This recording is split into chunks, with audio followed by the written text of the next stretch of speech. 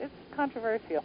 Nothing is cut and dried, and when you read things that are published in magazines or newspapers by some breathless journalist who's writing a story, trying to excite you about something, you can pretty well figure out that he probably doesn't have it right. Well, because a lot of it's just what it is. It's for the shock value. It's not. Journalism, it's nothing more than that. It's how much can. Well, unfortunately, in the States especially, shock value sells. How many times have you read an article, the universe is going to end in the Big Crunch, and then the next day you read an article, expert says the universe will expand forever. Well, which one of these experts is right? Yeah, That's the kind of controversy that goes on in science. Well, they're probably both right. We'll probably expand forever, and then one day we'll probably implode on ourselves. They're probably both right. They just haven't figured it out yet. And since I've learned a long time ago, nothing's wasted in the universe. Everything is recycled. So even if we implode, we'll just start over again. Exactly. So I've never seen what, and for me, in some science, I have to wonder, because there's some things that I have to wonder about. Like, 2 decades ago, we were all talking about water on Mars. Of course, science said no. Of course, now we know that's wrong. Yeah. That there is. And, we've all been saying there's life on Mars in some sort, form, or fashion. Finally, they're admitting that, yeah, there probably is some type of life on Mars. So it just seems like the mainstream science is always 20 or 30 years behind the visionaries. And it's a shame, because you would think by now they would have learned. The science would learn. Well, a lot of our technologies are based from sci-fi, from science fiction. Oh, yeah, and much of science today, mainstream science, is no longer true science. Oh, no. Today it's about the buck. It's a religion. Yeah, it's the religion of science, and how much money can I make it, how much fame can I get. Yeah, and what gets funded is generally what is popular, and very often you have to understand that science is the tool of governments to control the masses of humanity. And therefore, they don't want, science to be free and to reveal all of their secrets. They want to control it. So what gets funded is what they approve, and what doesn't get funded, is what doesn't get done. Well, I just came back a couple weeks ago. I was at a meeting at Tulane University amongst a group of physicists, and I asked them point blank, how come we don't have any scientists that are in it for the love of science and not in it for the grants or the loans or the fame or the money? And of course, a lot of them got offended, but several of them got up there and addressed the question. Well, it's not what it used to be. You have to do something popular to get a grant or a loan. Mm-hmm. Schools won't fund you unless it's something that is popular and mainstream, or something that society's interested in. And so there's not a lot of true science anymore in the fact that, let me have $1 million so I can go find out why a particular thing works. He said, we just don't see that kind of science anymore. No. He said, now... It's very, very bad for humanity. It is. And it's going to hurt us in the long run, because there's no true science. And I don't want to offend, because I know there's a lot of scientists listening to my show. I said, I don't want to offend anyone, because I know a lot of y'all are out there doing hardcore research, but, from the ones I've had on the show, I know a lot of them are not doing what their heart wants to do. Exactly. And they need to be doing what is in their heart to do, what drives them, because that's where the true creativity is, and creativity is the primary moving force of the universe, and it manifests through people and through science. Yeah, it's just a strange little beast we live in today. But, I did hear a Nobel laureate the other day talking about how peaceful the planet is and how nice the planet is. Well, he's making a point, and he was actually very correct, and he's going to win another award for this. If you take it based on where we are today, based on where we were 50 years ago, or even 100 or 1,000, we're much more peaceful. There are less people dying of starvation or war than ever before on the planet, especially considering there's 6 billion of us today. And he's got a very good point. He said he doesn't understand why humanity is always waiting for the other shoe to drop. He said instead of taking advantage of the most plentiful, most peaceful time the planet's ever existed, most people are sitting at their home whining, crying, moaning, and waiting for the other shoe to drop. He had a good point, and it's a tough one to get around. So he made a joke about this, which was probably in poor taste, but he made a joke, well, maybe the extraterrestrials will come and wake us up or help us to understand that we're better off than we realize. I just thought I'd like to see his statistics. Yeah. Well, no, it was already looked over by a large group of people. And it is a true fact. There is less people starving today than even just 10 years ago. And there's no major wars going on the planet at all. None. There's no World War IIs or no Roman empires or British empires or French empires conquering the world. There's none of that going on. You've got a couple of little brush skirmishes, and that's about it. And So I understood. You call Iraq a brush skirmish? Oh, yeah. I call it 53 million dead in World War II, 4,000 dead in Iraq. Yeah, I call it a brush skirmish. It's a big difference. It's not a war. All of our citizens aren't involved in it. We don't have literally millions of troops deployed. To me, that's a war. When we deploy all of our forces and we've got all of our branches out and going, that's a war. What we're doing right now is the same thing we did in Vietnam. We're babysitting and trying to correct someone else's problems. Because let's be honest about it.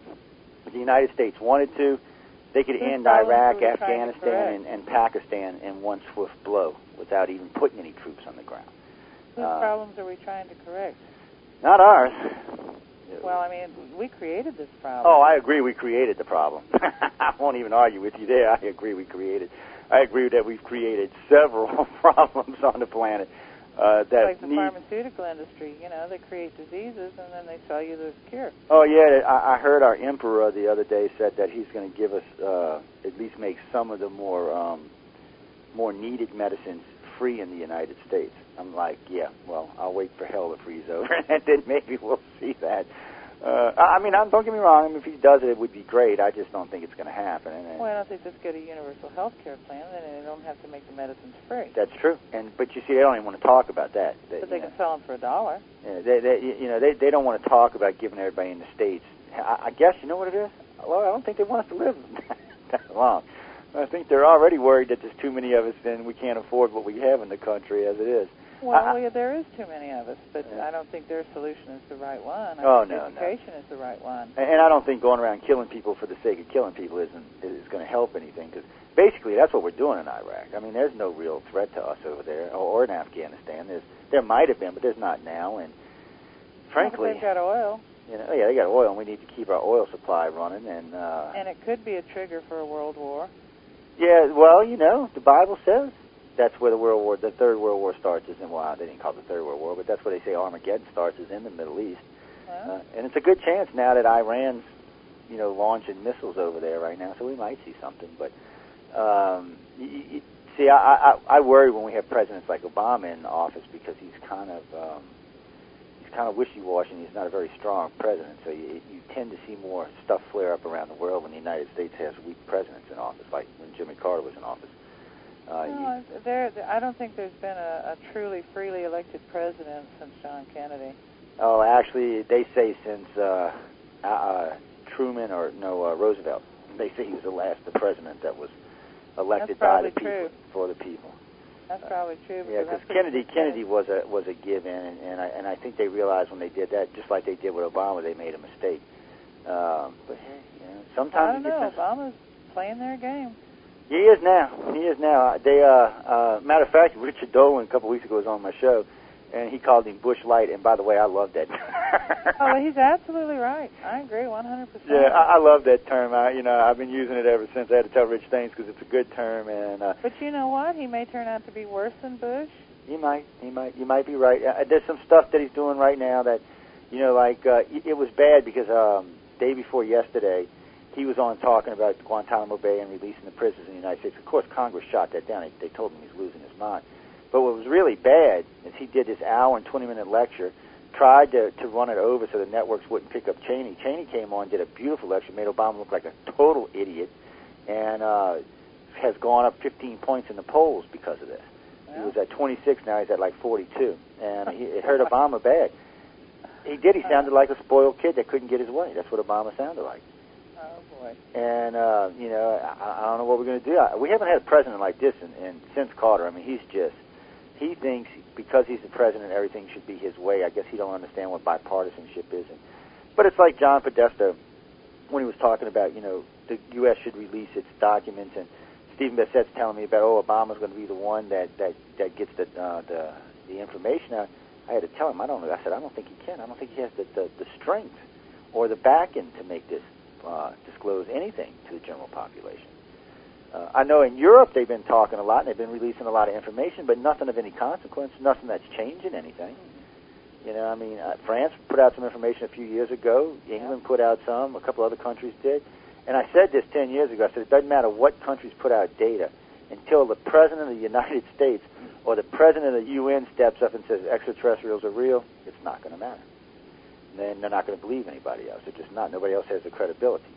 Well, I mean, look at all that has come out from very respectable sources and how those sources were then defamed, flamed, destroyed.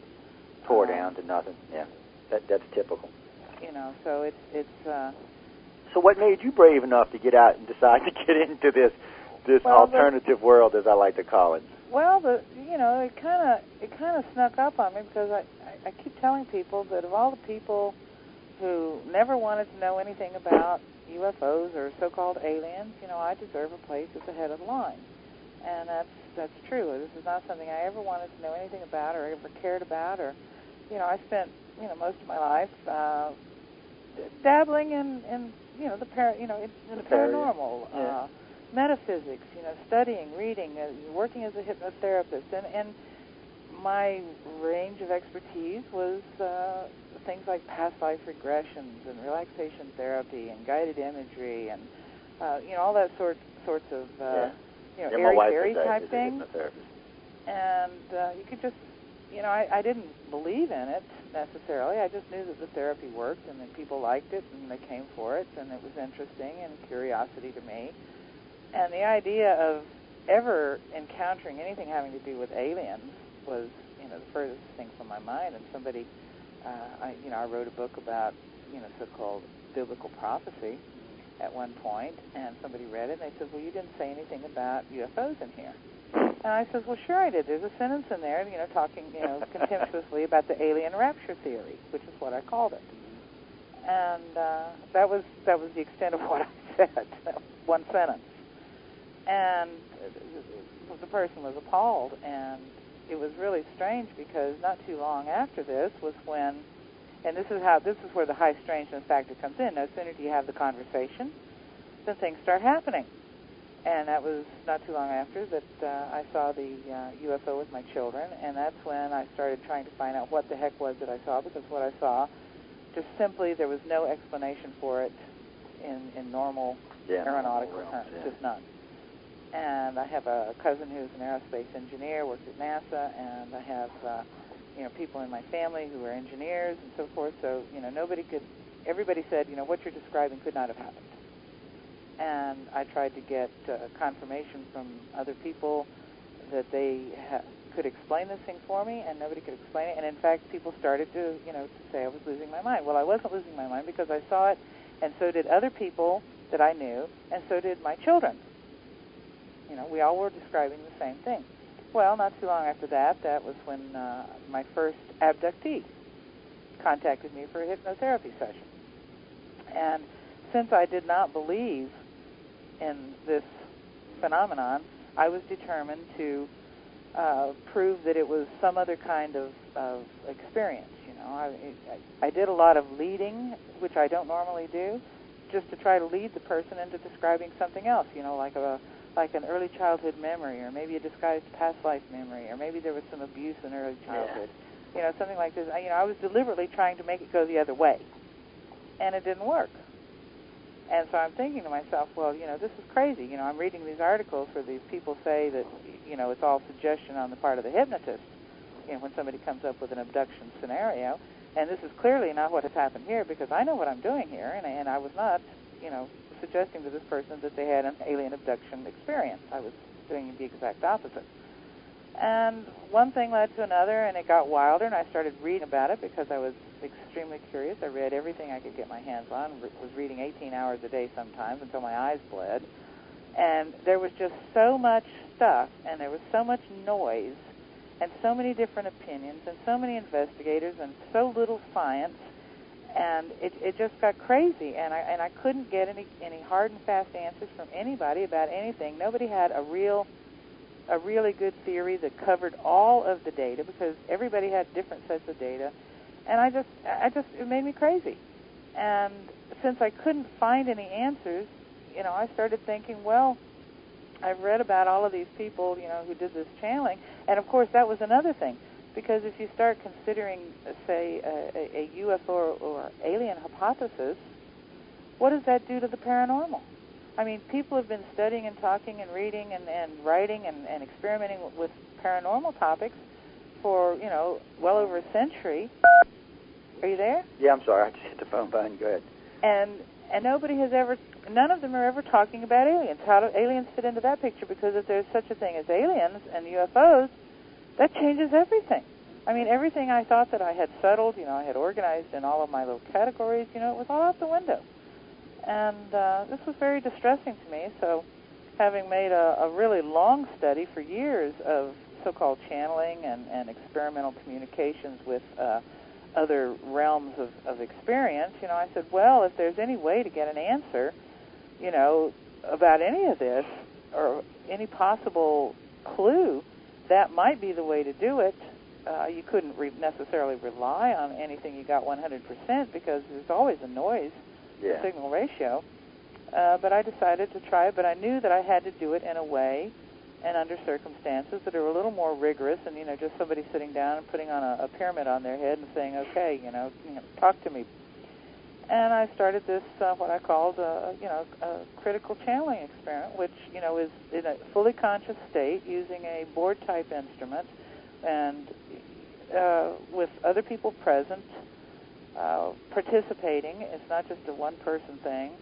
And using a kind of a vigorous feedback algorithm, to check and cross-check everything that came through, minute by minute, hour by hour, whatever, session by session, and went through this like 2 years,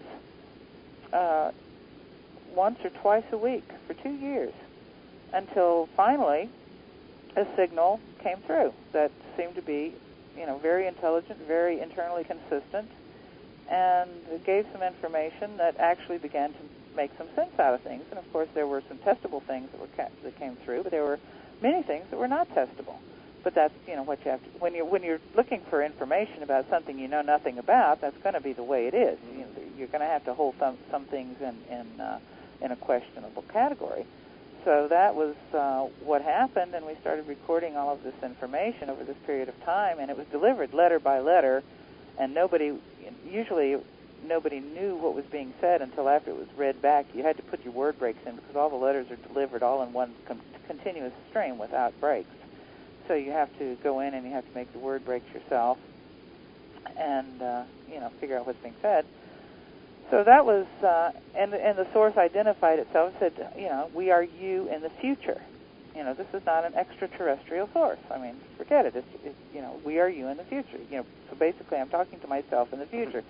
In a sense, if there is no time and if I am in contact with some part of my mind that's in another dimension where there is no time, it makes perfect sense. You make contact with your own self, your own brain that can look back on the past and give you answers of what it knows because it experienced it as time flowed by, which makes sense, right? Yeah. So that was basically what happened, and it gave, and my main concern was to ask questions about this so-called alien reality. So I asked quite a series of questions about that. But then I got, once I had a certain number of questions along that line answered, I thought, well, wait a minute, what have I got here? I've got something, I've got this source that's answering these questions. Now, there are all these other questions that I have about history and about conspiracies and about who did what, when, where, how, and why, and what does this mean, and how does that work? So why don't I just ask all the questions that I've always had, that I always wondered, what the answer was, and never had an answer, and nobody else knows either, so let me just get them all in here while I'm at it. So that's what I did. You might as well ask. Hey, never hurts to ask. I tell people all the time, I ask all kind of questions because it never hurts to ask. I mean, it was like having a new toy. We do massive amounts of case studies, and I'm very fortunate. I head up an organization with 15,000 members and directors all over the planet, all over the country. We've actually investigated. We have criteria for all of this stuff now. But what we do is, well, you see, I read those kinds of cases. I read cases. No, not like this. We haven't even, and most of this stuff, because abduction criteria is closely guarded by the organization, we don't release this information. And the reason why is we would never know who was lying and telling the truth. Exactly. And it's the reason we do it. But as of to date, we have 12,500 cases on file. We've actually been through more than about 47,000 people to get there. And some of them turn out to be like what you were talking earlier. You know, a lot of times we can recover memories and stuff without using regression. Sometimes we have to, sometimes we don't. There's other methods we use as well. But you'd be surprised how many times a supposed contact or alien abduction turns out to be some type of childhood problem.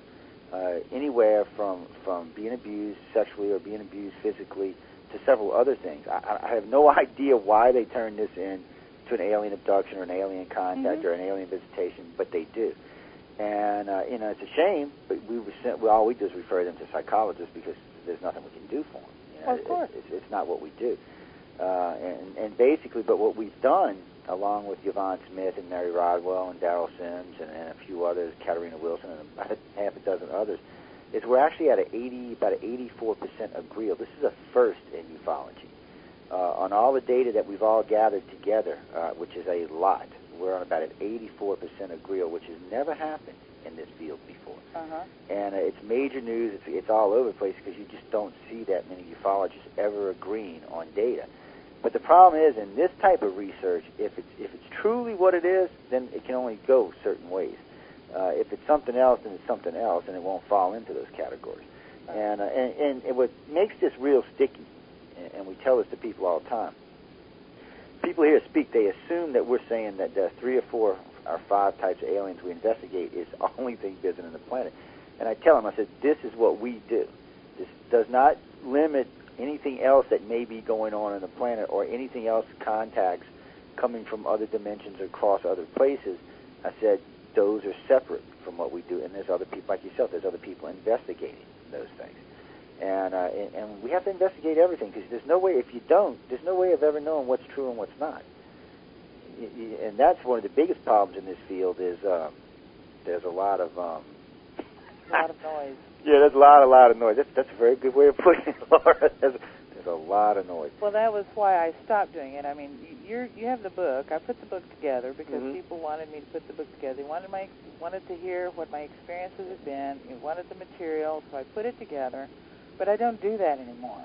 And the reason I don't do that anymore was because of the noise. Well, I imagine you caught a ton of flack. I mean, I got a ton of flack, and all I could see was, you know, fighting and nobody, imposing any rigorous standards on what they were doing. Even if you have to make modifications to your standards because of the field you're working with, they still should be, somewhat rigorous. There should be a method. Yeah, I know. I agree. I agree with you. And I just completely got out of it. And it's a shame because that's the reason we formed this organization, because of places like MUFON and all really didn't have anything strict about how to handle contacts or abductions or investigations along these lines. And I got to say, we're very, very strict, and we really are in this for hard data as much as possible.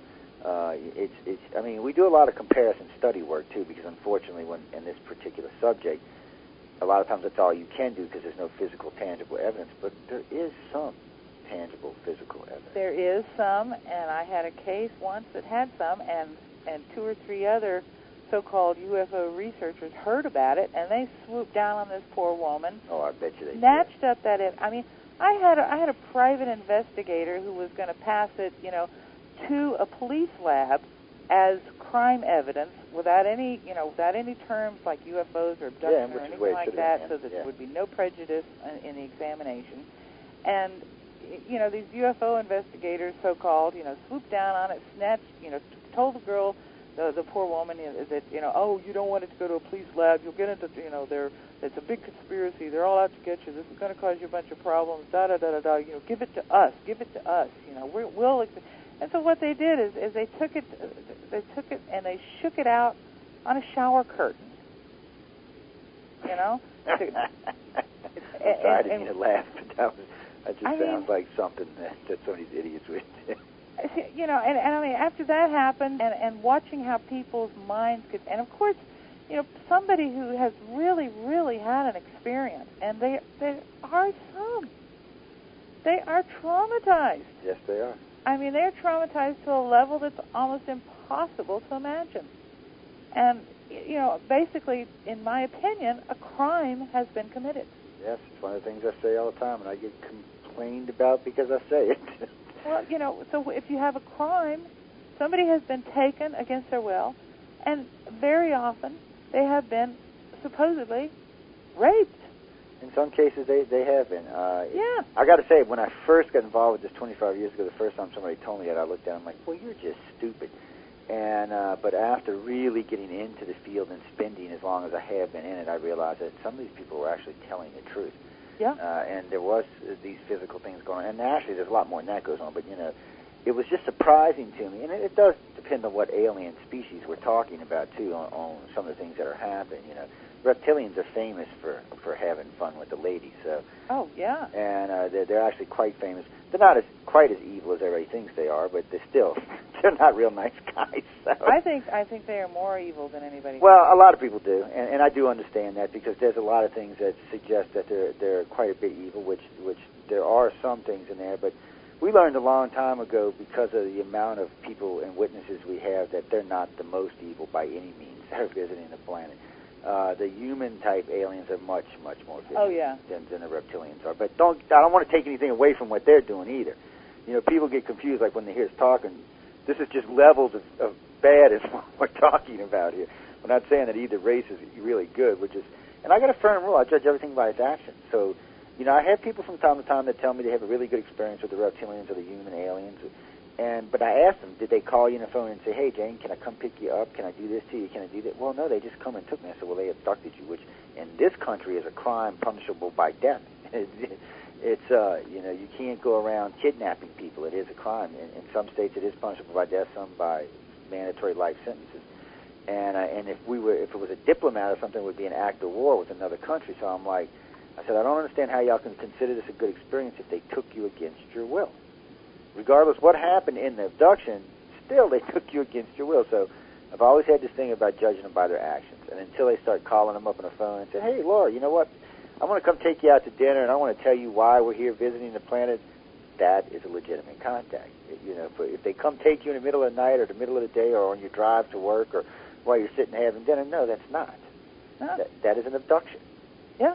And it's hard, and it causes a big turmoil in the field, because people want to talk about their good contact experiences, which I'm very skeptical about to start off with, but they don't want to discuss that they were abducted when this happened. They want to leave that part out. It's like selective memories, or let's selectively tell the truth here, and that makes me crazy. But and I think that a lot of that kind of reaction can be explained if people would read the book by Martha Stout called The Myth of Sanity. It's about dissociation, how when terrible things happen, a channel of your mind will dissociate off. I think I've got that. I think I've actually heard that on audio tape.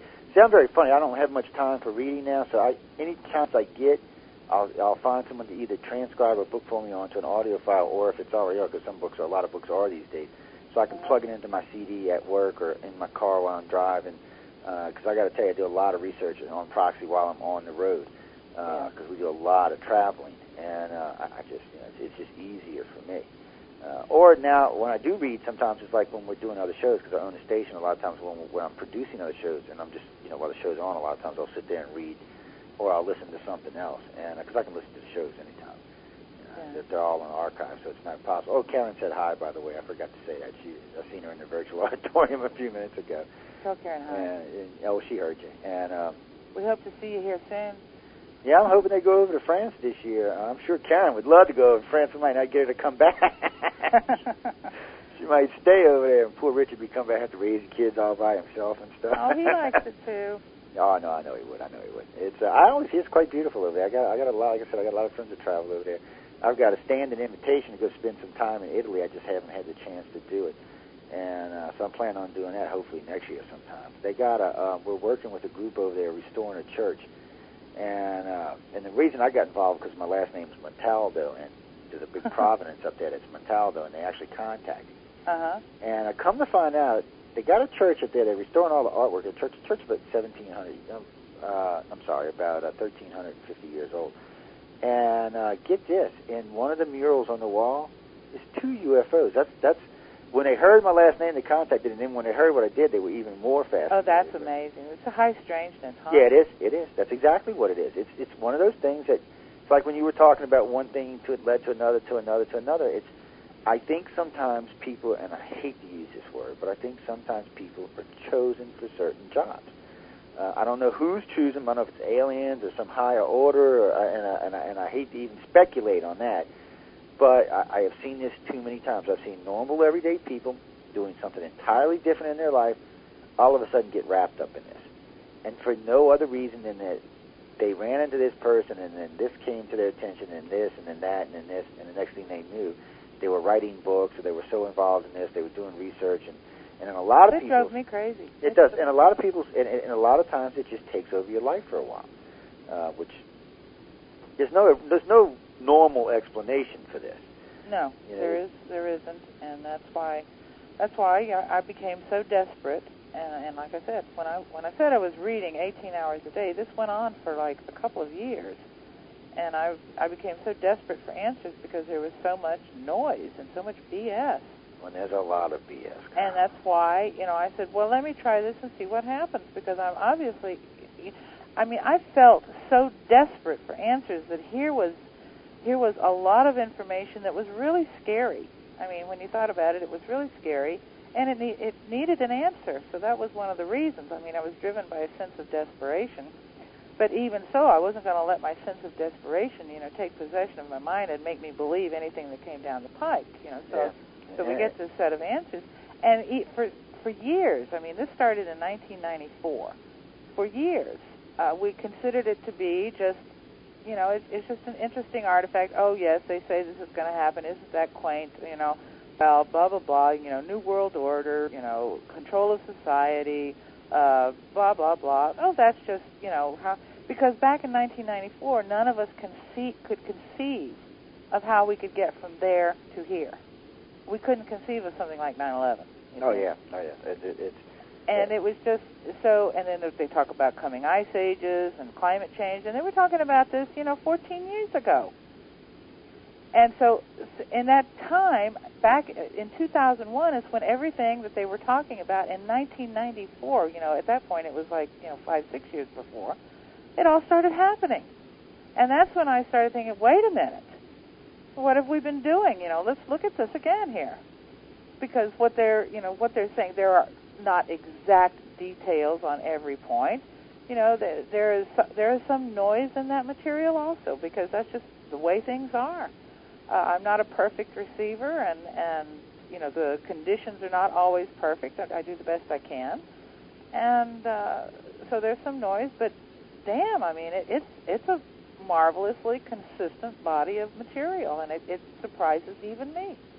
Well, it does happen. People lock into whatever means it may be, and it differs from person to person. I'm not sure why, but they do start getting consistent information. See, we got lucky because we started comparing people like yourself and others and seeing what each one was finding, and then we found a whole realm of stuff hidden below all of this because we could do a large comparison study, which no one had done before. Until we came along, no one had done a comparison study amongst contactees or experiences. There's so many names we can use here, but nobody had really done any comparison studies about what this one was saying with that. And we do find what we call a base thing that's going to happen to all contactees. We know certain age groups and certain things are going to go on in these age groups with different types of aliens because now we've got enough cases. Do we know that that's going to happen? Because do these same individuals have a track record of having other things that they said actually happen? Well, it depends. That's the question. Yeah, well, see, it depends on the person. Some of these people have actually been quite good in their entire life of knowing what was coming. Well, I'll give you an example like 911. We have an online support group we've had since about 98. And right before, about 2 months before 911, they all started writing in or coming in and saying how antsy they were and how weird feeling they were. No one said anything about the Twin Towers coming down, but everyone had a pending sense of doom. All of them did. And, well, you see, in our body of material, in this Cassiopean transmission, we actually had, specific information that related to the Twin Towers. Yeah. And it's just a strange phenomenon. You just never know what they're going to hit on and what they're not. And it's just strange. It was like something that happened in Iraq. I forgot what it was. We had a group come in about 2 weeks before it happened, and they all wrote it down and documented what it was, and it was damn good. It had something to do with a counterattack by the insurgents, but they were right on the money. But Now, the thing of it is did someone tell them this? Did they see this in the future? Or how did they actually obtain this information? Is always one of the things I'm curious about, because, you know, if people even have a basic understanding of time travel, they know if you go and come back, you've changed it. So how could it have happened in the first place? Right. So it gets real complicated and real sticky there, but still, so you got to wonder about all of that. So where's the data actually coming from? Is this someone sitting outside of our time and space watching what's going on? Somebody can see now, past, present, and future all at the same time. Because that's the only way time travel could work anyways, if everything existed at the same time anyway. It's the only way, really, you could access information both backwards and forward, as if everything existed at the same time. Well, I think that it's rather like Uspensky's description of the snail traveling across the garden. To the snail, everything that he encounters as he crawls along the ground, you know, and his vision is, of course, very limited. It all happens to him in time. But a bird flying above the snail crawling across the ground can see that where the snail has been still is there. Yep. The different directions that the snail can go in the future or in the forward motion are all there. You know, of course, the snail will only experience one line of experiences depending on which direction he takes. But, you know, they're all there. So the bird can see them all, but the snail can't. Yeah, and that's the multiple dimension theory, where there's one of us in the next couple of billion dimensions. I think there are many of us who have, you know, some part of our inner consciousness, for lack of a better word, that connects with this higher level, where where we have this bird's eye view of the world, and it filters into our conscious mind. Yeah. Well, there's no real way to explain some of the information that people come up with. Yeah. Or some. And they're connected. Yeah.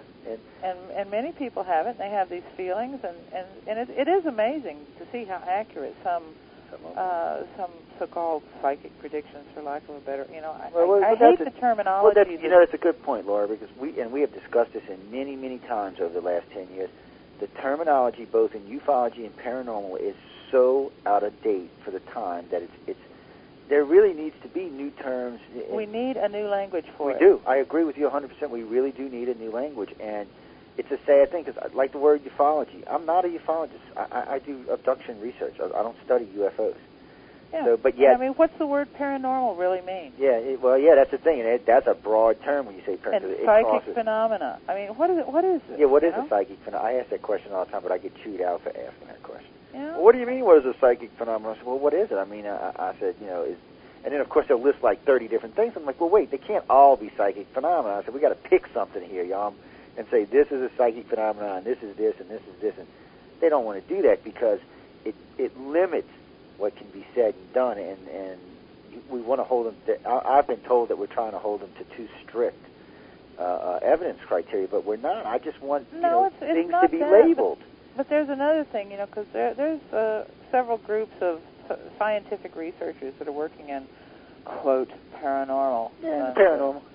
And the thing is once they got to the point where it was accepted that they could be scientists and they could study this as a scientific field, they actually became so rigid that what they are doing excludes most of what it is they claim to be studying.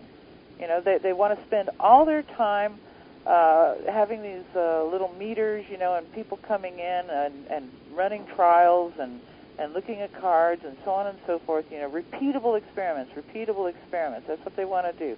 And it's like I said, you can't have repeatable experience. You can't know, position and momentum at the same time. And they're doing it. And so the so-called paranormal researchers that consider themselves of the scientific ilk have put themselves in ivory towers where they're completely out of touch with the what they're trying to study, what they're trying to understand. Well, that's true, and I've said that myself. It's I don't know exactly when this separation started, but it does seem like it's getting worse. And the difference, the world or the chasm between paranormal, I hate that word, paranormal researchers and people who study the UFO and or abduction phenomena. Yeah. Well, but you see, that's the thing too, and people get mad when I say this, but there are some correlations between abductees and some absolutely what we call paranormal events. I mean, one of the biggest things about the whole UFO / UFO/alien abduction phenomena is the so-called high strangeness factor. Yeah. And that high strangeness factor is exactly correlated to a whole lot of historical so-called paranormal experience. Yeah, the two are interchangeable. There seems to be a direct connection, not in everything, mind you, but in a lot. So how much of the old-timey paranormal stuff was, say, UFO or alien abduction inspired, and or vice versa? Well, it's like when I mentioned one day, somebody, I had one of our, we have several pastors and stuff that have joined the organization, and I had one of them on the show with me a couple of years ago. And I asked him, I said, I remember hearing the story of Mary when I was a kid growing up, roaming around in the desert and coming back pregnant. I mean, this is classic alien abduction, by the way. Yeah.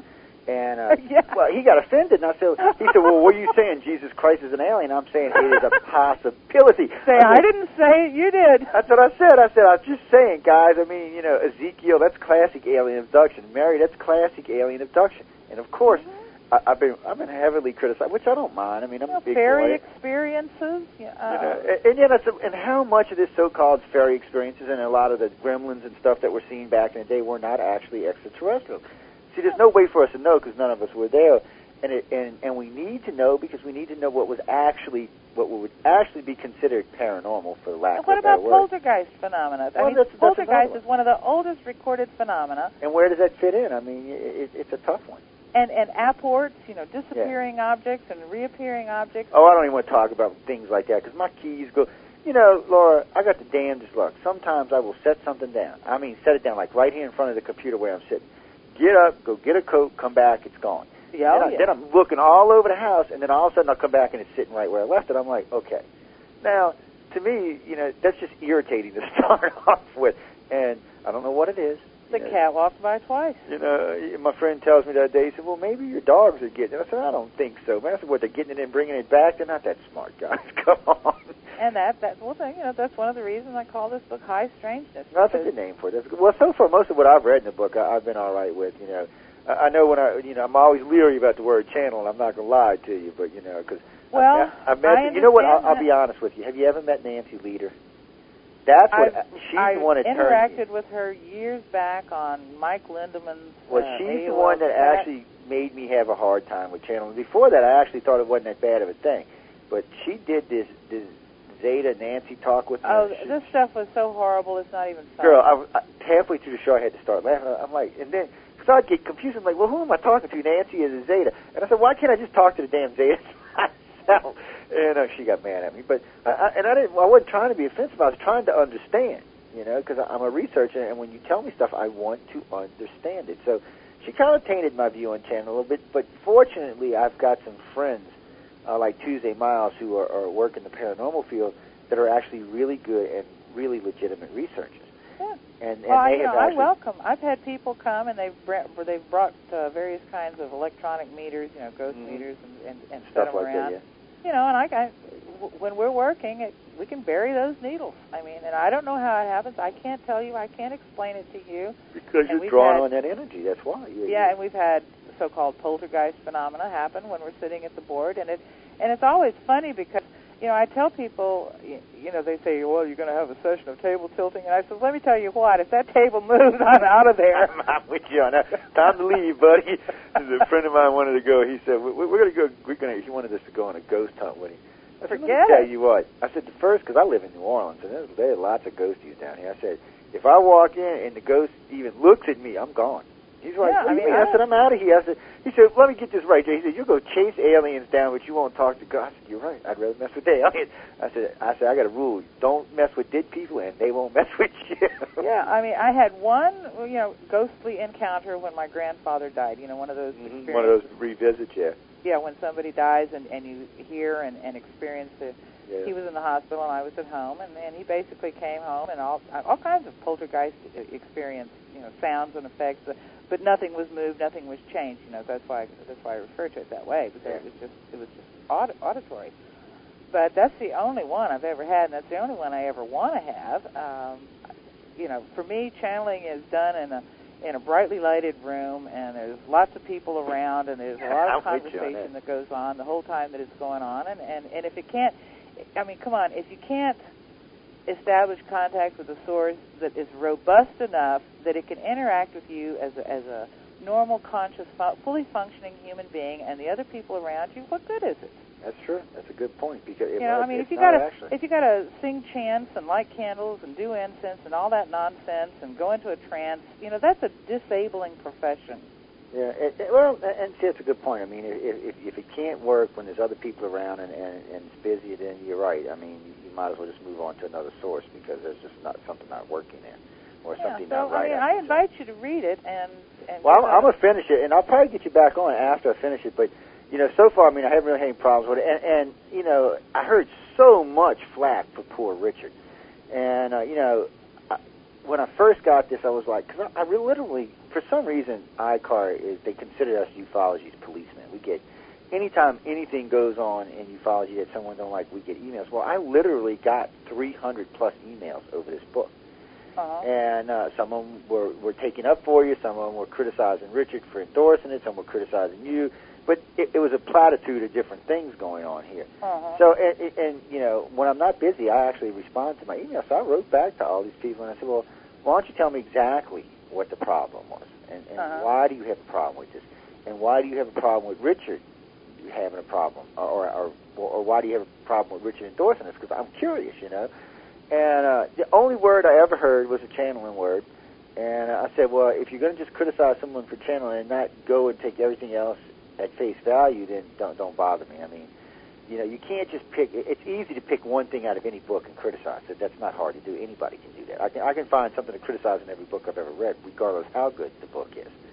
But what I was looking for was an overview. I was wanting them to tell me about the whole book, and I actually said this on the air. And I said, guys, I got all this email about this one or two specific things. I said, I want to know what you thought about the book entirely. Well, most of the people that wrote back to me really didn't have a problem with the book.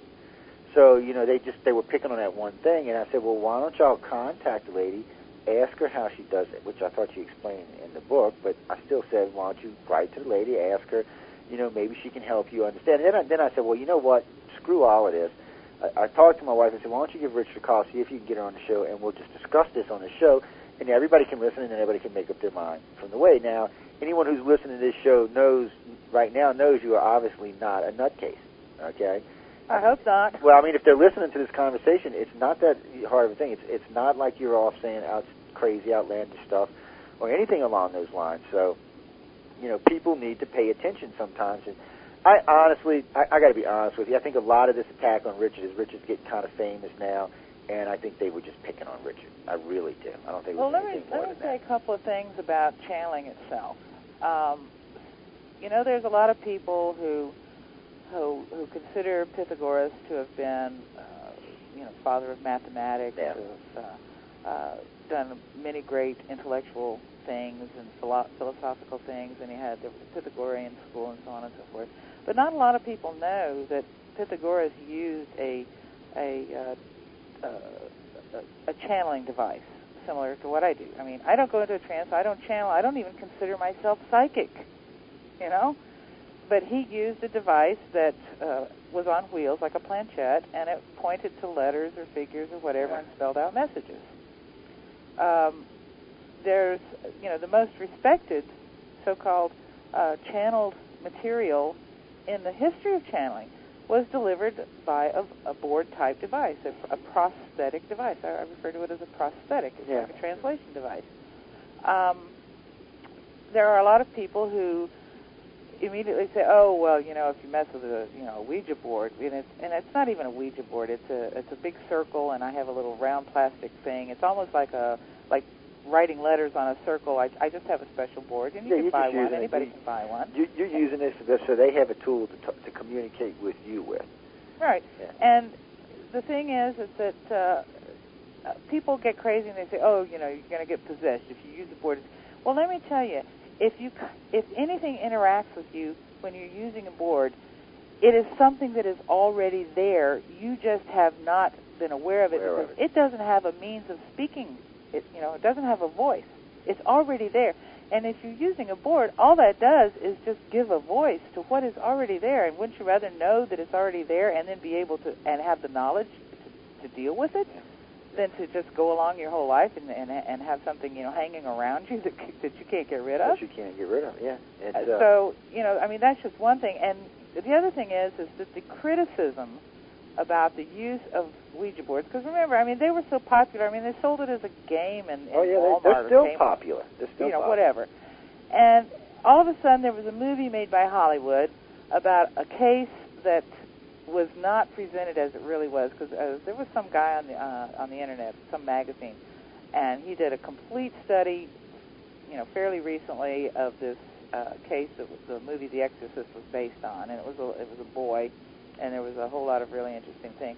But it had nothing to do with anybody using a Ouija board and getting possessed by it. But because there was a movieized version of some little girl playing with a Ouija board and suddenly getting possessed and then barfing up pea soup and having her head spin around and throwing priests out the window, the whole paranormal metaphysical world, was reduced to jello on the floor saying, oh, my God, don't touch it, you'll get possessed. I've got to burn my Ouija board right now. It's going to attack me as I sleep, for God's sakes. It's like, it was the most unbelievable thing.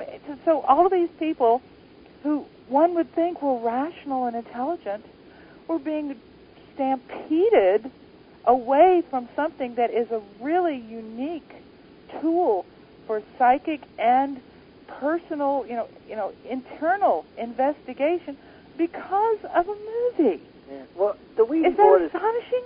It is. But see, that's what bothered me about that is because the Ouija board is no different than tarot cards are. And absolutely not. If you're going to criticize one, then you have to criticize both. And actually, there's other methods like scurrying and other stuff that we can throw into this loop if we want. But you can't get, and I've said this in the past, because, I'm not a big fan of any of this because Ouija board scared the crap out of me, I'll be honest with you. But and it has nothing to do with any movie, and it has to do with personal experiences as a young man. But the thing about it is there's tarots, there's a Ouija board, there's the ruin stones, there's a lot of different things that you can use to communicate with, but this is what these are. They're communication tools. They are tools, and you have to learn how to use them. You have to be a trained user. You do. And you don't get trained without getting, trained by... And I'm getting ready to make a set of videos to teach people about this. Well, one of the most important things you need, for example, if you're using any kind of channeling method, and to me, the least reliable is trans-channeling or mediumship. Well, mediumship, depends on the medium, I've read about a lot of really great mediums that have really brought some good ones. There's some crazy ones. Fantastic stuff. But, trans-channeling is and just saying, oh, well, the voice comes into my... Well, you know what? There's a whole bunch of people in the Fundamentalist Baptist Church down the street that the voice of God comes into their head and says, go down and go across the ocean and kill a bunch of Iraqis or whatever, because God told you to. And then presidents even get voices like that in their head. Do not rely on voices in your head ever under any circumstances. If you understand dissociation, you need to understand that. But, so anyhow, you've got this whole culture that got turned against this instrument. They are wild-eyed and scared and acting crazy and irrational, and it just boggles the mind. And then all these people come along with these contactee cases, and you read some of the stuff that the contactees come up with, and you read some of the channeled, space alien, Lord Sananda and Ashtar Command and that kind of, and then Nancy and the Zetas and so forth. And it all just gives it's more of the noise to signal ratio. But, I think sometimes that stuff is put there deliberately to keep people that are doing legitimate work from getting too far in the fields. Because every now and then I'll notice that someone will get popular that is obviously full of BS, but they will get popular.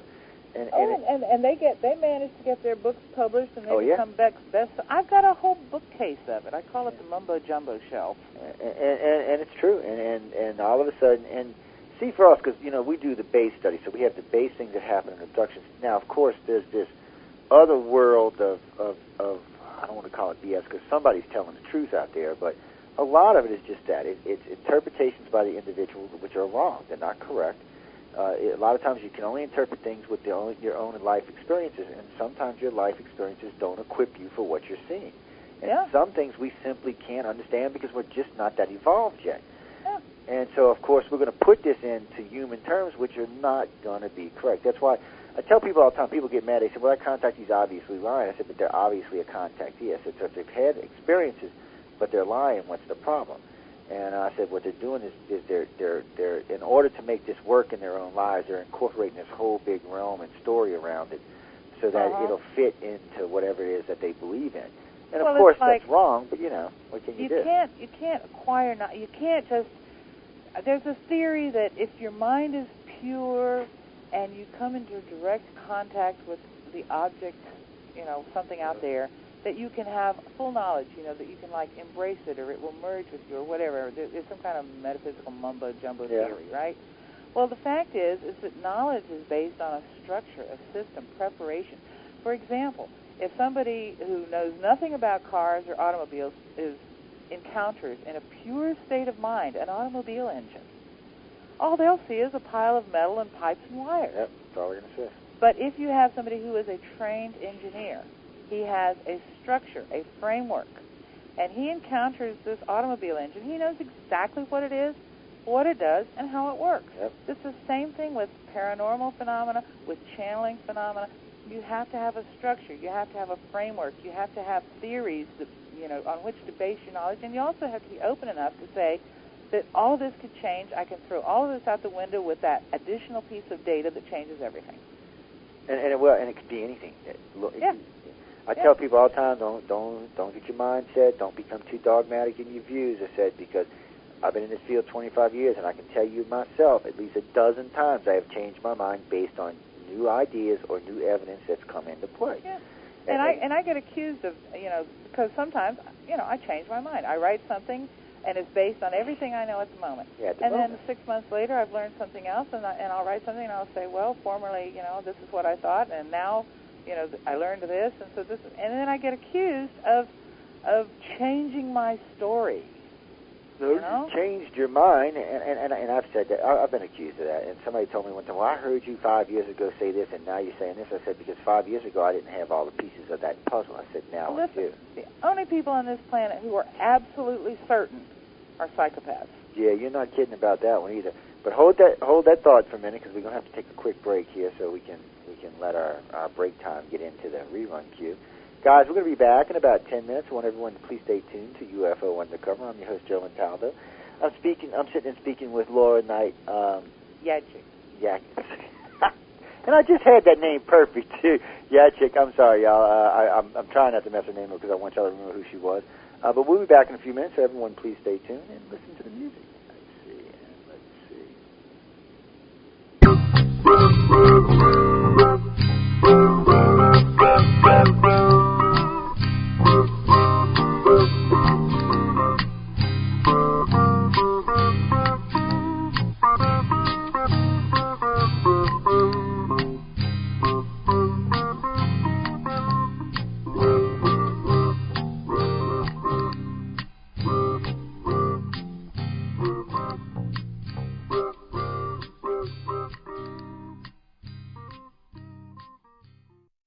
Welcome to UFO Undercover with your host, Joe Montaldo. Good afternoon and welcome back, everyone, to UFO Undercover. Like Natasha says, I'm your host, Joe Montaldo. I'm sitting and speaking with Laura Knight-JadczykThe this evening about her book, High Strangeness. And actually, the conversation's been very well, so I hope everybody's enjoying the show. For anyone who's tuning in later, catching this show will re-air on Wednesday at its regular scheduled time. This is actually a pre-record that we're letting the audience get a little taste of what's going on. Sorry, guys. As usual, the breaks are where the good stuff happens, but y'all can't hear those because, Laura, I tell them all the time it's a shame we don't record the breaks because some of the conversations at the breaks are better than the actual program. But like I said, it's usually stuff that can't be put on the air. Yeah. It's stuff that we're discussing either in research or stuff that's just not ready for prime time, as I like to say. But we've been talking about a lot of stuff today, and it's really funny to me how people get caught in particular ruts.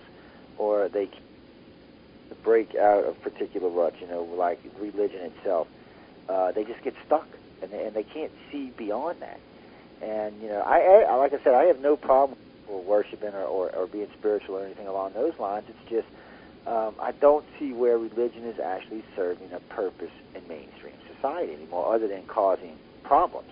I mean, let's be honest. We can say whatever we want to say about the Middle East and the United States, but basically what's going on over there, this is two different idiocies here. I mean, we've got the Muslim world and the Christian world, and they hate each other. And I don't see this changing anytime soon. And I hate to say, but you know, there was a study done about 50 years ago. 75% of all the major wars on this planet happened over religion. The other 25% happened either over land or women. I was kind of like, huh? The women one threw me for a loop, and then someone reminded me about Helen of Troy. Yeah, and Helen. Then there was something about one of the queens of England as well, and I was like, well, yeah, I guess that is true. And but it's strange. It's strange in itself. But what can we do?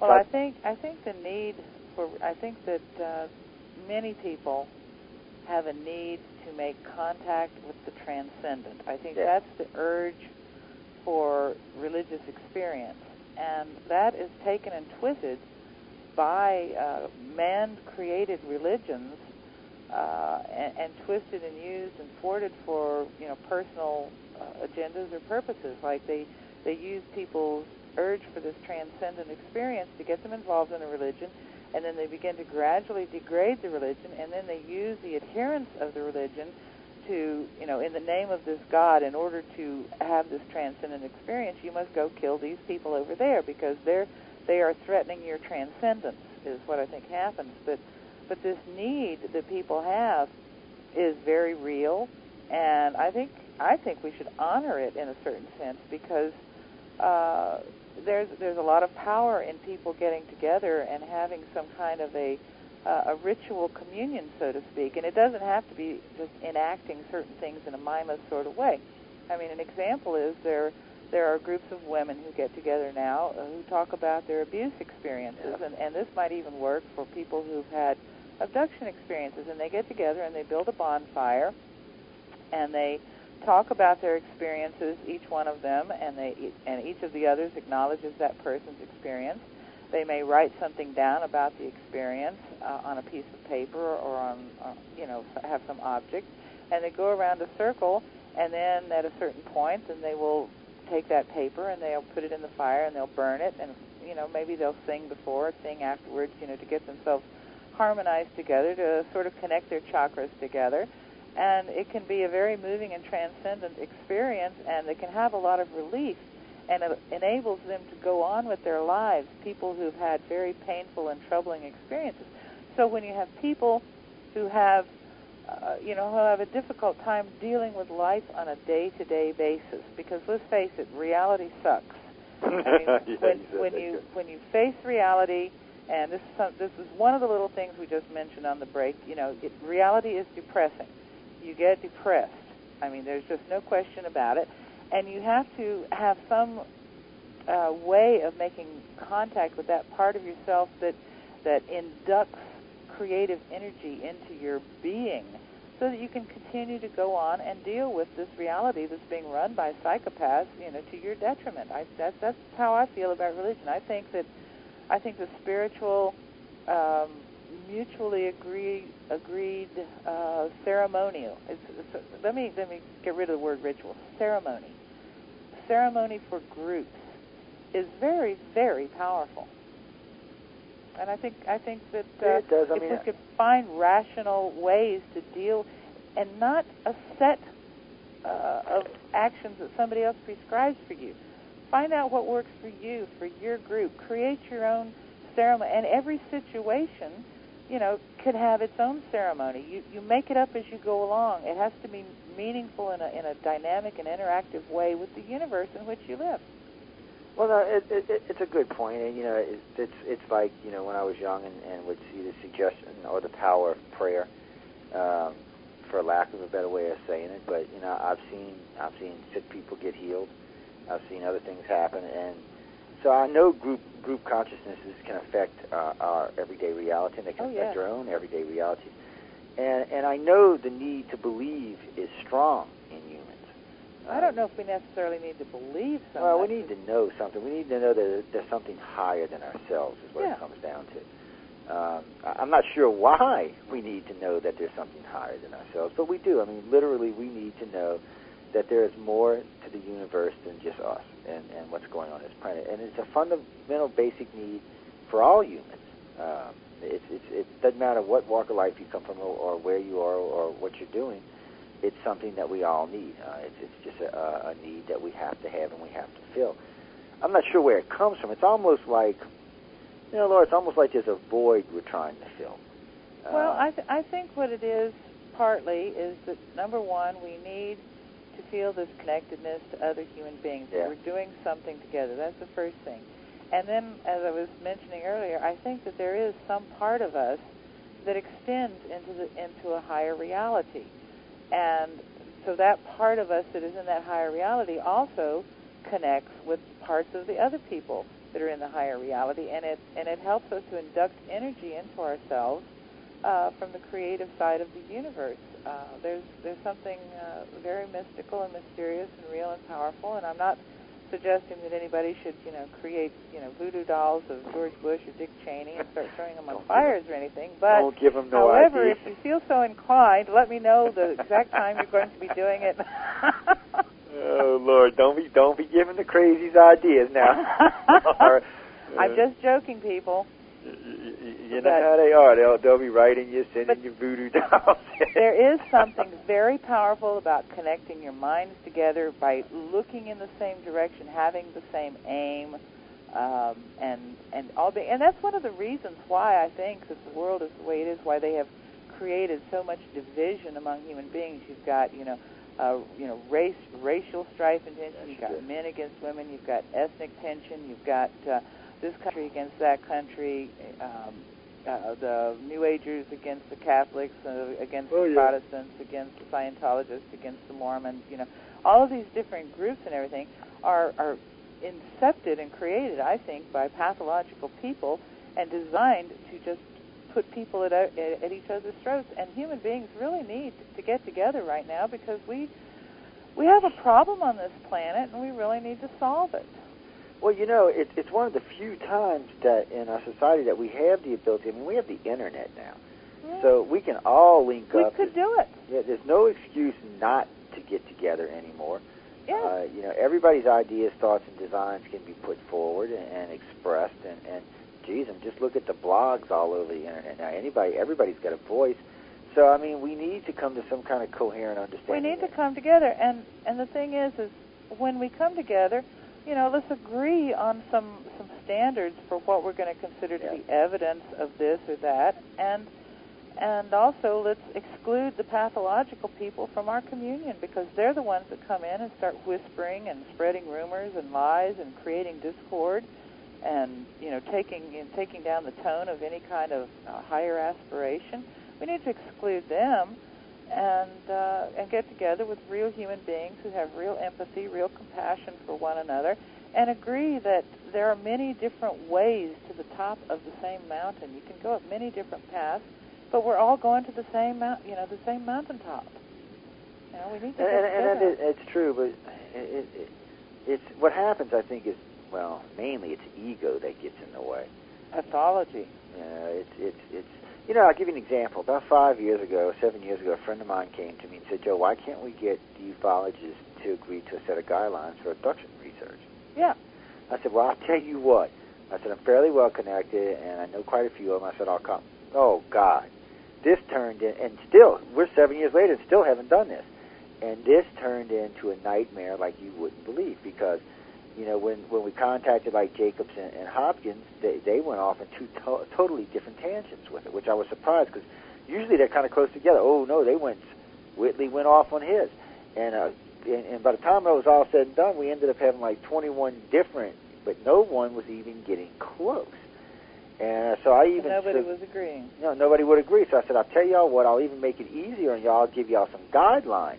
Oh, no, they didn't even want to do that. And what it came down to was ego. There was 5 or 6 egos that just would not bend to the other one. They were the only possible, plausible explanation. And I'm like, no, guys, it's like David. David's done some good basic research in alien abductions. He has not gone to the next level. He's still where he was 15, 18 years ago, which is fine. I understand that. but he hasn't moved to the next level, which a lot of the other researchers have, based on his research, by the way. Yeah. But, he's not willing to take that next step. Buzz Hopkins' health isn't as good as it used to be, and I think he's been kind of, even getting out of this. And Whitley has a totally different view on this. And so you're not getting any real coherence. The only place I've seen in anything where we agree is what I was talking about earlier was myself, Darrell Sims, Jovan Smith, Mary Rodwell, Katarina Wilson, Leah Haley, Miriam Delicato, Miss Isley, Jim Sparks, and a few of the others that are doing this kind of basic research. We do agree on about 80% of the abduction stuff, but still, even with that, we can't come up with a coherent guideline because there are just fundamental things we will not agree on. And I hate to say it, but it's more about ego than it is anything else. Who's right and who's wrong? Instead of just taking it and saying, okay, we need this, we need this, we need this, people's egos getting hurt. And then I found that there's a lot of control issues. Certain people want to be in control. Well, all of the things you're talking about, egos that continue to the point where damage is being done to other people or to the system itself, that's pathological. When it is.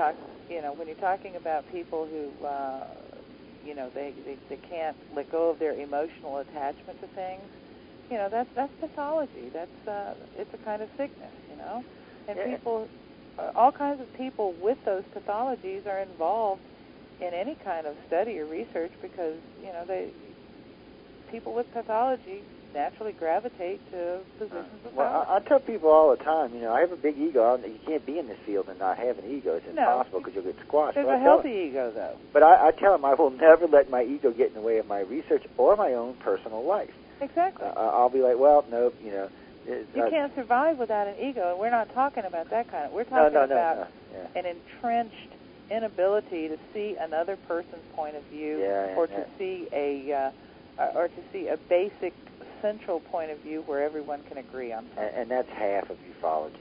I hate to say it, but it's half of ufology. That's why I don't have anything to do with it. But and I've said this before, there is a new breed of ufologists in the works. It's people like myself, Richard Dolan, Karen Dolan, a few of the others that we're doing research with. They're the new breed of ufologists. They're not the old breed where, and I'm not going to mention any names because I have to work with them, but a lot of them are set in their ways. Their answers are the only right answers, and they won't change their views on anything. And meanwhile, the world burns. Yeah, and some of them have been preaching the same thing for 20 or 30 years. And I understand that, but when you've got groups like ours and other people with more data and more research and more understanding, you should incorporate that into your research. But no, because then it changes what they know is right or what they believe is right. It changes it, and of course that creates problems for them. Well, the problem is that they're not working with a genuine theory of knowledge. A genuine theory of knowledge would postulate that even the point of view of the person doing the research or your theory itself must submit itself to examination and analysis. It does. It has to. I tell people all the time, that's why, I do a lot of public speaking and I do a lot of the radio stuff. One reason I formed the radio network is so that our organization and our fellow friends in ufology had a venue to speak. Because we want to know what other people think. And, every now and then I'll find out I'll do a lecture like on the Greys or the reptilians or the humans or something like that. Matter of fact, there's a 10-hour series I've just done on audio on these three alien races and military abductions. Wow. And so I'd people, like to hear that. Yeah, it's good and it's a lot of fun. And people go listen to it and they're like, they'll either write to me, oh, you got to write out of money, or they'll criticize, which I actually handle criticism real well. I don't get mad when people criticize. If it's something I firmly believe, no, I'm not going to change my mind. But if you can present an argument and data, I will, and exactly. I have in the past. I'm not a specific argument. Give me some data. I tell them I tell them don't call and say, well, Joe, you're wrong, or Joe, you're a moron, or Joe, you're this, you're that. No, then I'm just going to ignore you. But if you write to me or you call me on the phone, because I'm probably easily accessible, and you say, Joe, I listen to you say this, but I've seen this, this, and this, and for this reason and that reason, I may change my mind, and I have. I used to, when I first got involved with this, the aliens were all one way, and now I know that, no, they have different ideas, different thoughts, different signs, different layers, and different groups. Like, people talk about the Greys, the reptilians, and the humans all working and coexisting with each other. Well, the little three-foot Greys mess with everybody. But people don't realize that there's 7-foot grays, and there's whites and browns that are also in the same family, and they're much more advanced than either the humans or the reptilians. They're more like the peacekeepers. And the grays actually work for them. The little grays actually work for them, but they also have dealings in working with both the reptilians and the humans as well. And I think that's why people get confused sometimes, but most people are not aware that the grays have 4 or 5 different sizes and 3 or 4 different colors and about 11 different varieties. And, you know, and the average researcher is just not going to know that because they really either haven't experienced it themselves or have not seen the data to back it up. Mm-hmm. So that changes a lot of stuff for a lot of the researchers when they find this out, or they interview a lot of the contactees that we have. So it changes a lot. And it puts different spins on different things, so it gets confusing. And, you know, because I was always under the impression, first off, that the very short grays originally I thought they were from the future coming back. Then I realized, no, that's not what it was. Then a lot of them said they were automatons or androids or what have you. Well, we did find that there is one version of them that seems to be part alien, part robot. And then there's another 3-foot gray that's just a gray.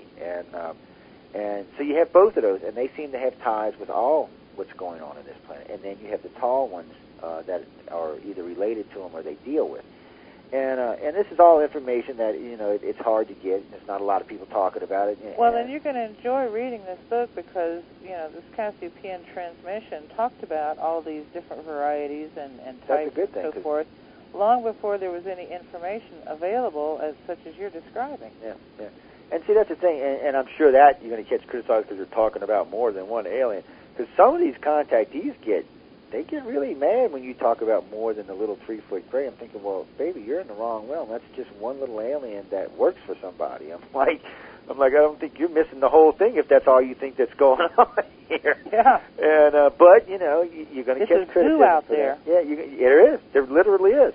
You know, like I tell people all the time, we only deal with 5 basic types because we try to keep as much data orientated as we can. But I express this all the time. There are probably more than that visiting the planet. There's also what I like to call is dimensional bleed-through and things like this where dimensions are fading across, and there's contact in these realms. I'll give you an example. And boy, talk about making paranormal people insane with this. A couple of years ago, I introduced new theories about ghosts. Well, actually about a decade ago. I said I thought ghosts were dimensional bleed-through. I did not think they were dead people. And, of course, this just went insane. I'm like, well, guys, think about it. I said, you've ever had a dead person talk to you, or have you ever had a family visitation after a death? And a lot of people, of course, have. I said, have you ever noticed that there's always something slightly off-cue or something slightly wrong with the visitation? Like, you know the individual, and these are usually visual, not audio, or audio and visual, but they're usually visual involved. I said, but you'll notice that sometimes a person's slightly different, or they may say something that slightly doesn't fit. I said, dimensional bleed-through will allow your father in another dimension to talk to you directly. I said, the problem is in that dimension, they're still alive. They're not deceased. That's a good idea. I like that. And I said, of course, we're going to take it as they're dead because, of course, we've lost a parent or a loved one. And what got me on this is when right after my father died when I was 16, I had a visitation, but he was talking to me, and it was my dad, but he was saying things that just were not quite in frame with the life that I had with him. And I thought maybe it was some kind of disinformation or some kind of mess between the two realms, and then I realized that's not what it was. It was a different branch of reality. Yeah, once I realized that there was multiple dimensions, I realized, well, if there's multiple dimensions, a lot of what we consider ghosts are just bleed through from other dimensions. Well, you know, there's another really good theory, and I don't remember if it's in High Strangeness or if it's in something else I've written, but it's one that was put forward by Tom Lethbridge, and he was a really interesting guy in England. He's dead now. But he noticed that there were a lot of hauntings in England that occurred in places where there was underground water. And what he noticed about these situations was that they were like recordings, and they would only play when the atmosphere was just damp. And for example, like they would see a Roman soldier marching along, only the Roman soldier, you'd see him only from his knees up, because the original Roman road that he was marching on was, a couple feet down in the ground. It had been buried by, the buildup of dirt and so forth, over years, however long it's been. And that they, didn't seem to interact in any way with the current reality. They didn't notice anything or anybody. They would just be, marching along. and it would play over and over again. And then there were other situations where a ghost would appear at a particular time under particular circumstances, like if the moon is full and there's a ring around the moon or whatever, you'll see the white lady or whatever, or the headless horseman, and that these kinds of things he thought reflected the fact that under particular atmospheric conditions there were fields like magnetic tape in the stone and in the water in the fields. Yeah, we've talked about that where water. Yeah, some things. And it would just run like a tape. Yeah, we've actually discussed it, and we do think that's the two theories we've used: the dimensional bleed-through and the one you're talking about, because we really do think those two theories explain almost 99.9% of the ghost encounters. Not 100%. I have to agree. Yeah, I like it. But because there are places like there was a cave that some guys and they just did an investigation and come to find out the rocks were very magnetic in the cave. And he said, when he seen this, it was like a replay. He said you would see it. It did not interact with them. It did not see them. It did not bother them. And then a couple hours later, it would start over again. And it was the same thing. And exactly. And I do agree with that. I think that's a very plausible explanation. And like I said, what we're talking about, those two theories explain about it. But the ghost hunters don't want to hear that. Oh, no. Because then it puts them out of business. They want dead dudes. Yeah, they want to catch one. Yeah, I tell them all the time, you're not a true, if you're not looking at these two theories, then you're not a real researcher. You're somebody who wants to sensationalize this and make some money off of it. I say, because any real researcher is going to look at both these theories and say, well, damn, they cover a lot of what we consider to be ghosts. And like I said, it's 99.9%, but there still is that 0.1% out there that is not explained by either theory. And those still need legitimate investigation. But unfortunately, I got to say, the majority of ghost hunters that I meet are lacking at best. Oh, they're pathetic. There's a couple of them out there that do decent work, but in general, most of them are just fame hogs or these so-called paranormal experts. Looking for a paycheck or a lot of them, I hate to say this, it's about stroking their egos. It's they want to be patted on their head. They want fame and fortune, or just fame. A lot of people are happy with just fame, and some of them start out with some good ideas and honest intentions, and then somewhere along the way they just get they get lost. They get lost. See, that's another thing I'm real lucky with. I can't really get a big swole head because I have a big support group around me, and they will pop the bubble. Oh, like me that. too. Absolutely. They're like, Joe, have you lost your mind? What are you talking about, Joe? Are you getting off on a rampage? Just shut up and sit down and pay attention to what you're saying. Yeah, and they're all very big family and that's what we have. We have a big family and a big group that we work with, and most of them have known me for years and years, and they're not afraid to say, Joe. Well, it's like when I introduced the new theory on Betty and Barney Hill. Most of them, like, they had a heart attack. And because I said Betty and Barney Hill were MILAMs, they were military abducted in the United States. They were actually physically abducted in Canada by aliens, re-abducted in the United States, and it's based on the tapes because everything that Betty and Barney talk about are talking about terrestrial-based technologies. Nail samples, hair samples, skin samples, urine samples, needles. They describe the room as like an operating room with operating materials. This is terrestrial. This is typical 1940s, 1950s, 1960s contamination research. Like if you had been exposed to something and they were trying to find out what it was. It's typical. And of course, because I changed this, people are coming unglued all over the place, but most ufology is accepting it now as the correct explanation for what happened. And I just don't understand why I was the one that had to correct it. I still don't understand that today. I mean, well, I'm glad somebody's doing what you're doing because it certainly needed to be done. It does. And it wasn't being done when I was reading cases and frantically trying to get answers. Yeah, because we didn't start coming public. Probably we formed the organization in '99, but really and truly we didn't start getting real public 2003, 2004. So it was a little bit later than after what y'all were doing, and even then there was a lot of resistance to what we were doing, and of course we were new, and then all of a sudden we became the largest UFO abduction organization on the planet, and of course that made trouble. Like I was talking with Alejandro Rohan last night. As a matter of fact, we had on that support group or in the virtual auditorium. We have a virtual auditorium where we broadcast from. Last night in there, I was in there, Karen Dolan was in there, Alejandro Rohan from MUFON was in there, Grant Cameron was in there, and a couple of other researchers were in there. We were just chit-chatting about a lot of the stuff we're talking about now. And anybody who happened to have been lucky in being there got a very special treat, because you don't see that many ufologists in the same place talking about the same stuff and agreeing on it. But, it was hard for us when we first started, and it was hard, when we had to fight with MUFON about, no, you're not the largest organization, and you don't have the best researchers, and, we're 5 times your size. And we have way MUFON more. is a black hole.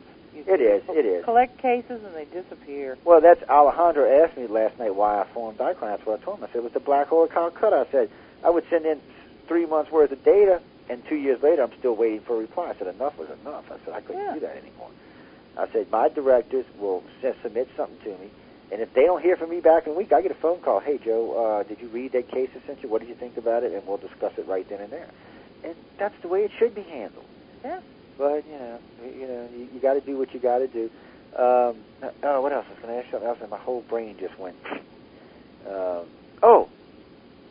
Now, being in France and all, and in Europe and all, have you noticed over there that the book is being received better than it is in the United States? I'm curious because. Oh yeah, my books sell really well in Europe. Yeah, I was kind of wondering about that because when I talk to a lot of my European friends that are ufologists, like Nick Pogue and a few of the others, they tell me that it's easier to deal with this subject over there than it is over here.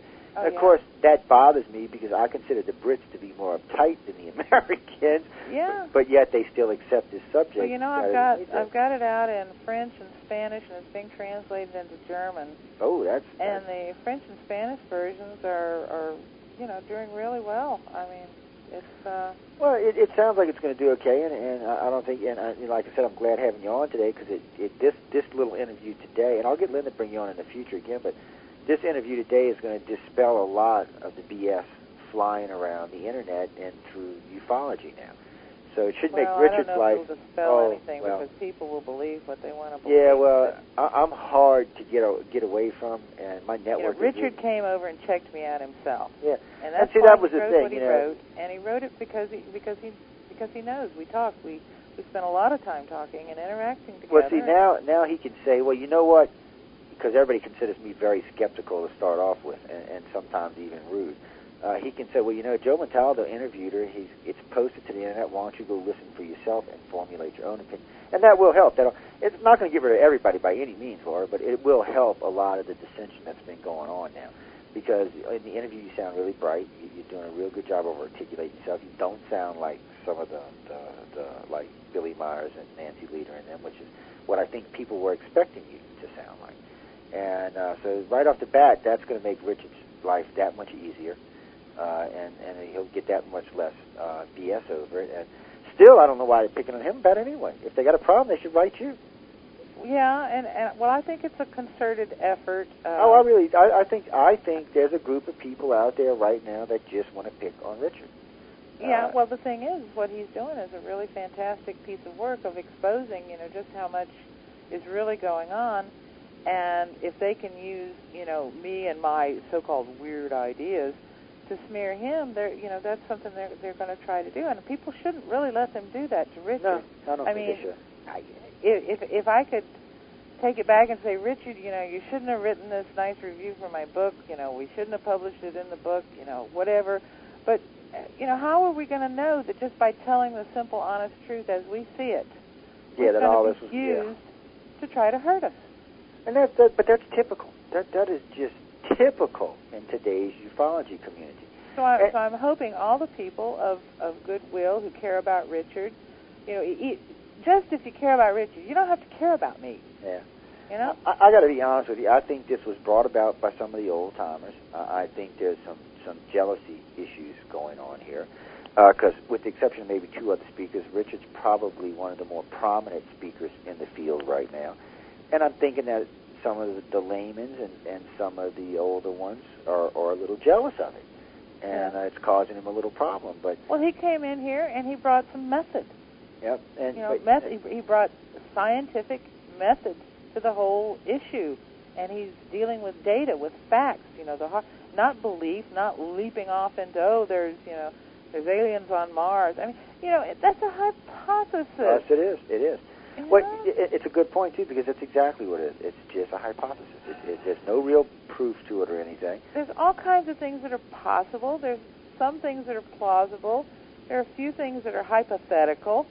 Yep. You know, but we still need to deal with data, hard data, and that's what Richard does, and he does it better than anybody else does it. And just because a lot of his data, you know, backs up some of the material or even a lot of the material in my so-called channeling experiment, you know, doesn't mean that my experiment should reflect on his data collection. His data is pure. It's clean. Yeah, I'm going to put a think tank together for us so we can do away with that channeling word. We'll find some other word for that. Well, no, because really and truly, it's the word. It's not what you were doing, because when we talk about use of tools, that's quite acceptable in both ufology and paranormal.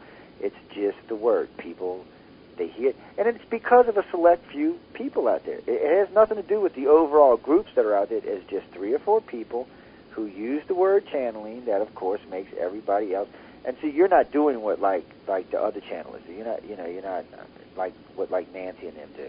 It's not the same thing. So really, we do need to come up with a new term for it, and I think that would eliminate some of the BS. But still, people need to learn to look beyond certain How about things. prosthetic communication? That might work. That might work. We've got to come up with something because, oh man, it's insanity out there these days, and you got to wonder about half these people and why. And I still, like I said, I did not see why they had this personal attack against him. I do think a couple of people in ufology are behind it. I really do. I don't think this has anything to do with you per se. I really think that there's some people that just want to tarnish. Do you think it's just people in ufology, or do you think it may be officials in high places? I think it's both. I think it's both because you know? I learned a long time ago some key people in ufology, especially in MUFON, but in some other parts of ufology, are directly linked to government. Oh, and yeah? I think they're plants. I think some of them are plants knowingly, and I think some of them are plants not knowingly. Unknowingly. So, yeah. Well, it's the same. The whole metaphysical field is full of that. The whole paranormal field, the alternative news. It's just amazing. Like it's signal to noise, and that's something that what's his name, John McDonald, talked about, was the signal to noise ratio. Yeah. And there's so much noise that it really takes a lot of patience and time and care, and getting your hands dirty in the data itself to be able to pick out the signal from the noise. Yeah, they just don't want us to know. No. You know, they don't. They want to keep as much of this to themselves as they can, and mostly because of power and stuff like that. You know, I'm sure there's some financial involved, especially with some of this, but I think this is more about let's just keep as much a secret as we can and keep as much control as we can, because if too much of it gets out, they lose control. Yeah. Oh, yeah. And they definitely don't want people like us out there talking about it, because then, you know, then it's going to change people's opinions and minds. And so I'll give you an example. A friend of mine who's in politics, he said, you know, Joe, y'all are a threat to politicians because y'all give alternative ideas and designs and alternative lifestyles other than what the government wants us to do. I said, well, last I checked, we live in a free country. We can do whatever the hell we want.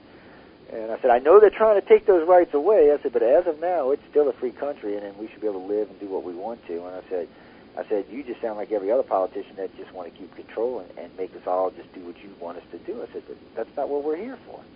Yeah, well, exactly. And there's one thing that I would like to get in here. Just I know a we're little getting close, blurb for a friend of mine who promotes this idea that there are 4 things that can really help all of us. You know, starting right now, and that's to eat fresh food, whole food. Don't eat anything packaged or prepared. Turn off your television. Bank locally in a credit union, and get out of debt. Yeah, well, I'm not in debt. I have my own garden in my backyard, and I probably can honestly say if I watch an hour of TV a year, I'm doing good. We can take back our world if we want to. Yeah, well, I use the internet a lot, but that's because I got a lot of research going on, so I use it for that. Well, internet's not TV. But I'm not a big TV fan. I do like to grow my own fruits and vegetables because they taste better, and of course it's better for you all the way around. And even a lot of times when I'm buying beef and stuff like that, I'll buy it wholesale right out of the slaughterhouse, and it's better for you. It's healthier for you. It's better for you, and all the way around. And we tell people that all the time, but people want to live their own life. But I know we're getting ready to run out of time here, so any plugs, plug the book, websites, friends, any of that? Well, I just want to tell all of the critics, just read the book, please. And then if you have a question, write to me and ask me. I'll try to answer your question. I have been writing, almost day and night for years now, answering people's questions. I try to answer every question. If you don't want to believe that I'm sincere, you can ask other people about me, people who know me. Don't listen to somebody who doesn't know me. Yep. That's what I'm saying. Website where they can find you? Any particular one you use? Oh yeah, you can. If you wanna come to our news website, that's www.sott.net. That's SOTNet. Or if you want to come to my Cassiopeia website, you can come to www.Cassiopeia, and that's spelled CASSIOPAEA.org. And we have a forum. If you want to talk to me, you come and join my forum and you talk to me, because I will talk to you right there in public. I will answer your questions. You come and talk to me right there. I'm there. I read the forum every day. Yep. See, we do the same thing. That's why we have these groups so we can do that. Where can they find the book? Everywhere, anywhere? You can get the book on Amazon. You can also go to Red Pill Press, and that's www.redpillpress.com. And you can also get it from QFG Publishing, QFGpublishing.net, I believe, net.org or com, probably com. I know it was pretty searchable when I typed in your name and the book. Yeah, it came you can find it on. You can find it in any number of places just by typing in High Strangeness and Jadczyk, Jadczykth. Oh, I seen something. Husband's name? I thought I seen him write. Did he write something? I seen something part 1 and 2, but I didn't get a chance to read it. He wrote what used to be a preface or an introduction, but it's now been moved to an afterword. He has some philosophical and what would you call it, scientific comments to make on the channeling process itself. Oh, cool. Our channeling process, not. Yeah, not every. Yeah, I understand. I mean, we're not talking about somebody going into trance and thinking, Lord Sananda or Jesus Christ is talking to them. Yeah, Lord Banana Brain. I've heard some stories. Yeah. And then sometimes somebody will come to me and I'll be involved, and I'm thinking, Joe, don't laugh, Joe. Come on, they might be serious. Don't laugh. And then they'll say something, and I just lose it. And of course, they get mad at me, and I'm like, well, guys, I'm sorry. It sounds dumb. I gotta laugh. And it's not the best way to do research, but sometimes it's probably one of the few books in the world that includes a lot of scientific speculation, some inspirational material, shall we call it, prosthetically received, and a word from a blurb from a real historian who is a data-oriented researcher, and a mathematician, physicist who is a specialist in hyperdimensional physics. I mean, you can't get many books with that kind of a combination. No, you can't. You can't. That's the thing. So read it and share it with your friends, and if you get scared by anything it says, come and talk to me. I mean, it's not the end of the world just because we've got weird critters flying around out there doing strange things and kidnapping and raping people. I mean, we're not completely. Come on, would they be going to so much trouble to conceal their activities if they weren't afraid of something that we have if we could figure it out, like getting together and getting over our differences? Well, and this has been brought to my attention by contactees and even some of the alien research we've done. If we could get ourselves together and actually concentrate, we could probably slow down and stop a lot of stuff. But I don't know. The ego problem gets in the way. But you got the ego problem. Yep. People got to get over their ego. They do. They need to learn that they can listen and interact and not have to be in control at every minute. But Laura, I want to tell you thank you for being on. I enjoyed the interview today. For everyone listening tonight, or will be listening to this in the near future, this archive will stay up. It'll go up Wednesday. It'll be played in its regular time on Wednesday, and the archive will stay up for another week after that. So if you want to find Laura's book, you should be able to click it right there. I'm pretty sure it's posted to the site, and it'll take you right to where you need to go. And I know the book's up there and her website's up there. So that'll make it easy to find without any real problems, guys. Y'all can hyperlink right over there. One of the great things about the Internet. And, it takes you wherever you want to click, whoop, and you're there in 2 seconds. I love the Internet. Again, Laura, I want to thank you for you being on. Laura Knight-JadczykThe. Thank you so much. Yeah, and I want to thank you for being on. Anybody who's had any problems with this or with Richard, you can write to both of them, and I'm sure they'll clarify for this without any real problems at all. Until next week, guys, have some fun, smile, enjoy your lives. I'll see y'all Wednesday.